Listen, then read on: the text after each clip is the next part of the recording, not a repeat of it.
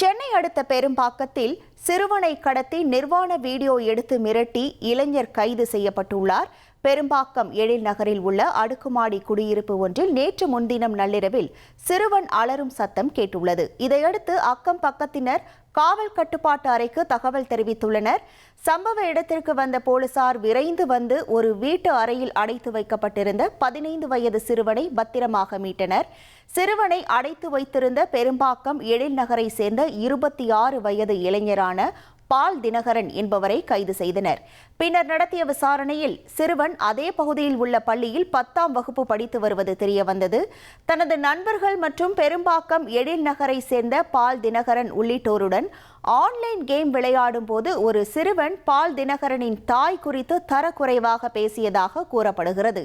இதனால் ஆத்திரமடைந்த பால் தினகரன் மோட்டார் சைக்கிளில் சிறுவனை கடத்தி வந்து சென்னை பெரும்பாக்கம் எழில் நகரில் உள்ள வீட்டில் அடைத்து வைத்துள்ளார்.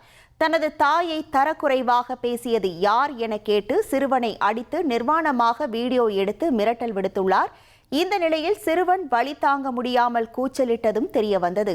இதையடுத்து போலீசார் சிறுவனின் பெற்றோரை வரவழைத்தனர். பின்னர் வழக்கை மேல் விசாரணைக்காக துரைப்பாக்கம் கண்ணகி நகரில் உள்ள அனைத்து மகளிர் காவல் நிலையத்திற்கு அனுப்பி வைத்தனர். இனி செல்லும் இடமெல்லாம் செய்தி. தந்தி டிவியின் வாட்ஸ்அப் சேனலை ஃபாலோ பண்ணினா செல்ல இருக்கும் இடமெல்லாம் செய்தி.